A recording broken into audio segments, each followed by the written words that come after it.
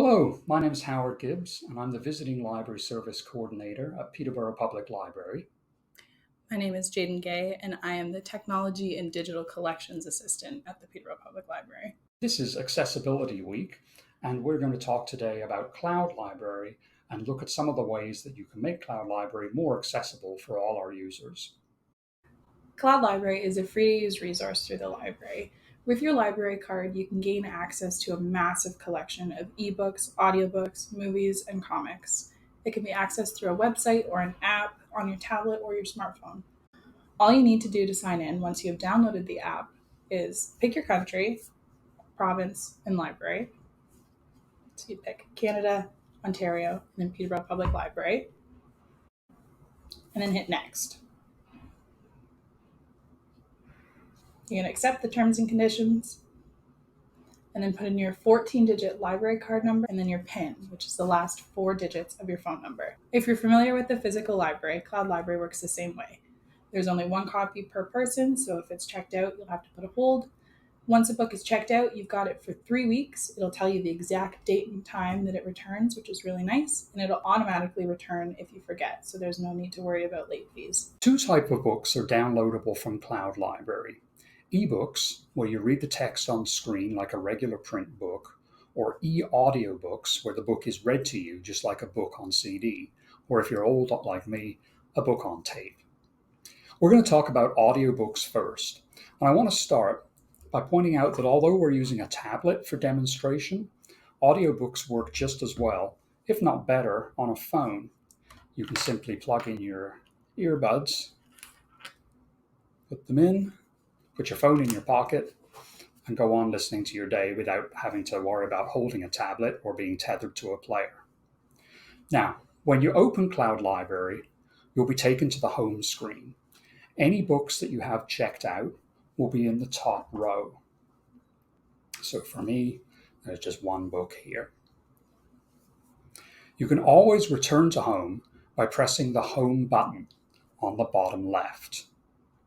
The next button along the bottom is My Books. And under My Books, you have your current checkouts and the due dates. Continuing along the bottom, the next one we come to is the all-important Search button. Before we go any further, we're going to turn on a filter, because what you will see here is a mixture of eBooks and eAudiobooks. And if we press this button in the top right, we're going to put a check mark beside audiobook and a check mark underneath English language, or French, or German, or Dutch, or whatever else you would like. Press save, and now we'll close. So when you're looking at the search screen, you will see a series of bookshelves. Just as if you came into the physical library, you'd see books that we're currently focusing on. These shelves swipe left to reveal more titles, and swipe up for more categories. If you see a book that you like the look of, click on the book and it opens up. If it's available, there'll be a green button to borrow. But what if you want to see titles by your favorite author? Tap in the white search bar at the top, and a keyboard will appear. Enter the author's name, and if you know it, a book title, and press search. As before, if the book is available, press the green button to borrow. If it's already in use, press the blue button to place a hold. So we'll borrow a book. And as before, we'll return to home by pressing the home button bottom left. Now you'll see it's been added to the top shelf. Tap the book to open the player. You'll see the book cover, and press the triangular play button along the bottom in the center. While the book is playing, the play button becomes the pause button, so you can toggle between play and stop. Again, while the book is playing, at the far left and far right Also along the bottom are the chapter skip buttons. Skip to next chapter is the far right button, and skip back to the previous chapter is the far left button. When you've finished reading, press the white X at the top left to return to the home screen. cloudLibrary remembers your place in the book, so you should be right where you left off the next time you go to listen. To find out when your books are due back, press My Books along the bottom to see your current checkouts and when they're due. Remember, there's no fines, no renewals, and the book will return itself after 3 weeks, so you don't have to worry about it. Finding ebooks is very similar to finding audiobooks. We'll want to change the filter to say eBooks instead of audiobooks like we did before, and then you can browse away. You'll want to find one that has that green borrow, and then you can check it out. In your home, you can see it up at the top. You can tap. It'll download so you don't have to have Wi-Fi to read it, which is really nice, especially if you're going on vacation. Once it's downloaded, it'll be in the front page. To go to the next page, you're just going to tap on the right side. And if you want to go back, you'll tap on the left side.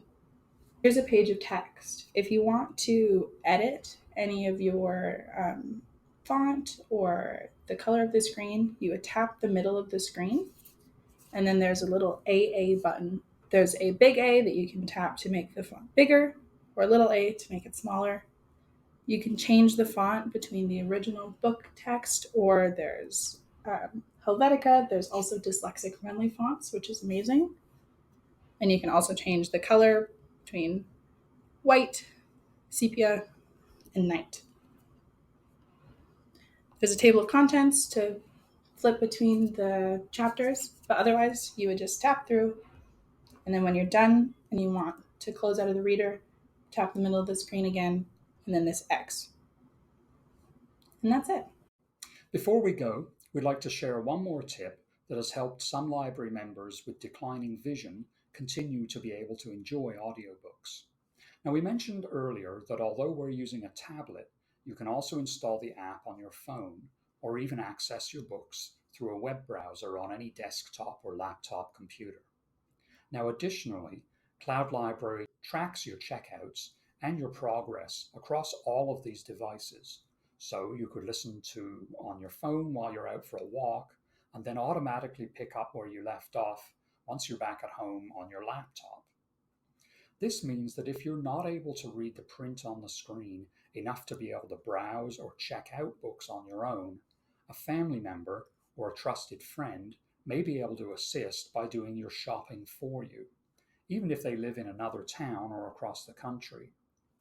Earlier this year, I helped Margaret, who has macular degeneration, and her daughter Jane, who lives in Calgary, get set up so that Jane can check out books from home for her mom, who listens to them in Peterborough on her iPad. Although Margaret can't see the titles of the books, she knows that cloudLibrary always opens to the home screen and that the top row of blobs are her books. She can see enough to know that she's currently reading the reddish blob third from the left, and that in the player screen, the play and pause button is the dark smudge along in the center along the bottom. When she's finished her shelf of books, she calls Jane in Calgary, who returns them for her, and then checks out some more, and they get to have a little book chat while they're at it too.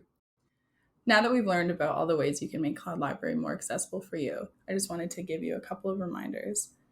The digital library is a part of a new wave of accessibility. It increases our reach and our presence amongst the city and library members. It's for all ages and it's open 24/7.